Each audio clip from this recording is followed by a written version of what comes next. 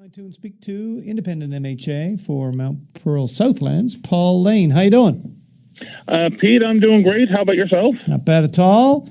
That's good. Pete, before I get on to my subject, I want to say I really enjoyed your little speech yesterday at the Community Sector Council luncheon. I was kind of getting emotional listening to you get emotional. It was, I tell you, it was something to be there, and I'd love for everybody to experience, because I think it somehow restores your memory and your appreciation for what it is we have here that everybody else wants and are even pleased to know still exists. Well, absolutely. I mean, we've always, heard it said, and it's true, that probably our greatest asset here in the province is our people. And 9/11, while there was an awful lot of tragedy, obviously, that came from that we also saw the good that came out in people, and certainly came out alive and well here in Newfoundland and Labrador, particularly in Gander and that area, but also in the St. John's area as well, and throughout our province. And I think that we should be very, very proud of what we did, during those dark days. Well, I told the Premier and Minister Mitchell-Moore yesterday, we were sitting at the same table, I said, you guys could not have found enough resources to invest in something that would do the job that this production, I predict, will do, because it really packages it so perfectly, so powerfully. It really is quite something to see how people respond to this thing. It's so different than everything they're perhaps used to seeing. I just think that it is singular in its ability to not only tell the story but explain to people what it is that they're yearning for, that their heart is aching for, and that is something to reestablish their faith in human nature.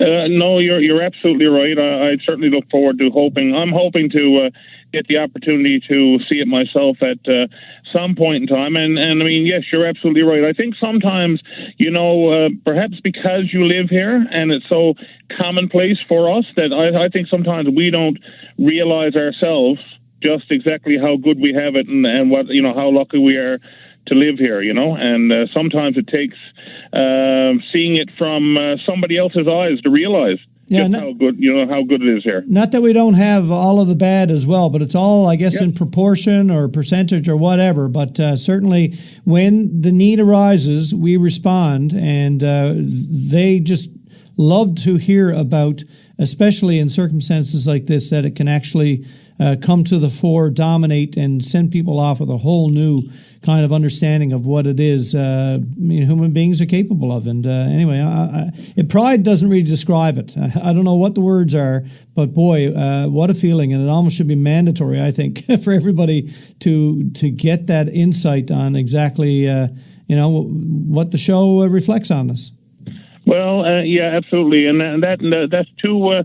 I guess that's two things on my bucket list now. One is Beaumont Hamel, which I think every Newfoundlander, if at all possible, should be able to experience that. And certainly this is another one. Yep, I concur. But Pete, I guess I wanted to continue our conversation that we've been having now over the last number of weeks on various aspects of democratic reform. And this afternoon, I just wanted to take a couple of minutes to talk about another aspect, and this aspect being whipped voting. And, I believe that it's something, in terms of reforming our legislature and reforming our democracy here in Newfoundland and Labrador, is something that we need to look at eliminating this whole concept of whip voting. Because, when you think about it, you are elected in its purest form, you are elected by the people in your district to represent their views. You're not elected to represent the views of the party or the cabinet or whatever. It's the people who elected you. But yet, in the system that we have this,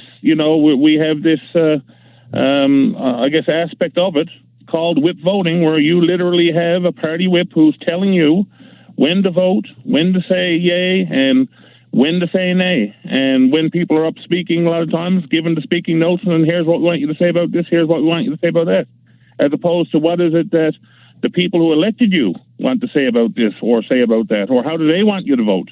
Yeah. And but do you think if we change that, if we change, the structure or the strictures on how people vote on any particular thing, do we have to also alter what can trigger a new election? What constitutes a loss of confidence?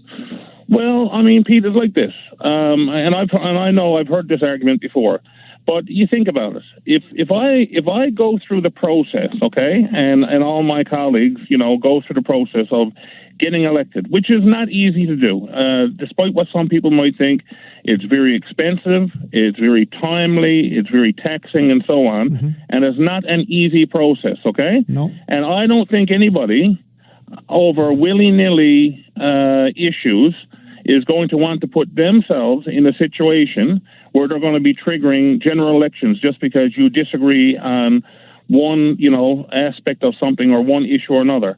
But I think that there are going to be cases that, and perhaps that would mean, if you're in the government side, for example, maybe that's going to mean that the cabinet are actually going to have to seek your input, and they're actually going to have to take your advice, and they're actually going to have to listen to what their members are saying, not just a few that are sitting around the cabinet table, but all their members are saying, and perhaps make some adjustments, one way or the other to make it palpable so that everyone actually can vote. But just to play devil's advocate, or whatever a piece of legislation might happen to be. Just to play devil's advocate for a second, is it also possible that it means that the government cannot do the difficult but necessary thing at times for fear that enough MHAs are going to say no, can't be seen to be endorsing that piece of legislation or that change because I might not get elected next time? Well, you know what? Government has to take a reasonable approach to things.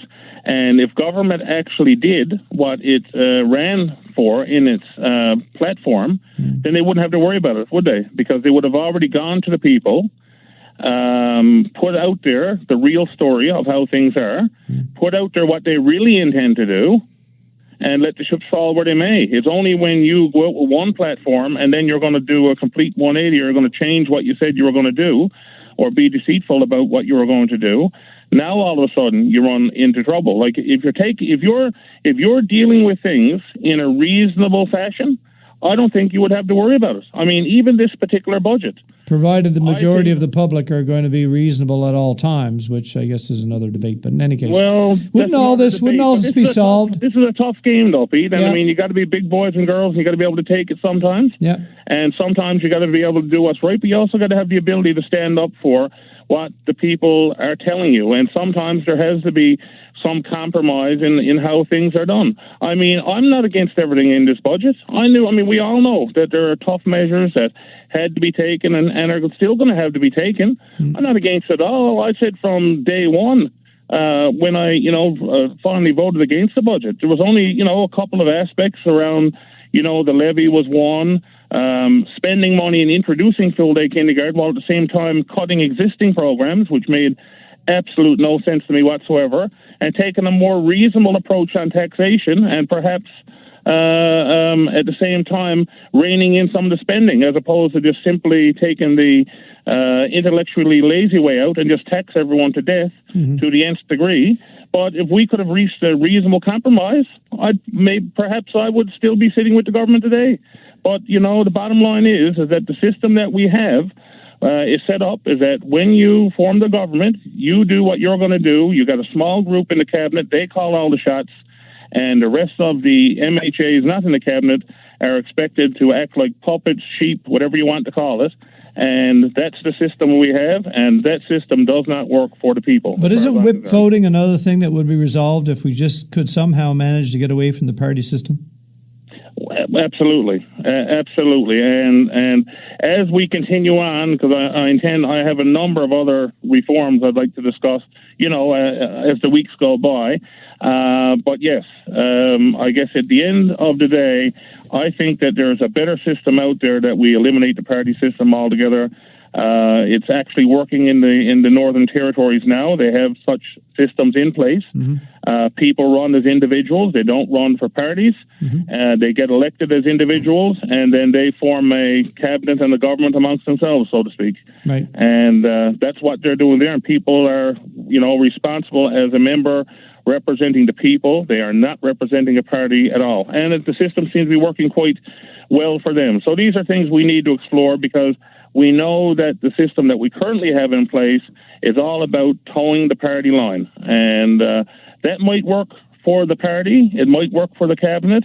It might work for some of the people that are depending on the party system for whatever reasons, but I don't think it works for the people who elect members who they actually expect to be representing them and carrying out what's in their best interest, not in the interest of the party. We're going to have to leave it there. By the way, you just got zinged in a tweet. I was going to wait until after we say goodbye to mention it, but you might as well hear it yourself on the line. Sure. Michael Cole says, getting elected isn't hard if you keep running to the popular party. Yeah, Kapow! Well, Mike is, I guess, not one of my biggest fans, and he hasn't been ever since I left the PC party, quite frankly, and that's fine. There's going to be people that are going to have their opinions on stuff. I've been quite clear since day one why I left the PC party. I gave my reasons. I stand by it. And, of course, I didn't leave the Liberal Party. I got kicked out of caucus because I decided that I was going to vote on behalf of my constituents and not be told by a select few people as to what to do. And I'll stand by those decisions. I stood by it last time. I got reelected by the people. They stood by me. And when I run again in 2019, I guess we'll put it up to the test again. And if the people feel I'm doing the right thing by them, they'll reelect me again. And if not, well, then I guess I'll look for employment somewhere else. But between now and then, I have a job to do. I'm going to do it to the best of my ability. And if Michael and other people don't like the way I do it, well, that's fine. That's their prerogative, and he can vote the other way in the next election. So, Paul, although you may not know if you're going to be running for a party or as an independent or whatever next time, you are absolutely 100% committed to running in the next provincial election. It is my intention to run the next provincial election, and I will put this out here now as well, because I've had a number of people ask me, and it's been thrown out there in rumors and so on. No, I do not intend to run for the mayor of the city of Mount Pearl. Okay. Because that rumor has been out there for a while as well. But that is not my intention. I absolutely would love to be mayor of Mount Pearl, but not at this point in time. Maybe in the future we'll see. But right now my intention is to be running in 2019. All right, sir. Appreciate it. Thanks. Okay. Take care. All right. All the best, Pete. Bye. Pauline.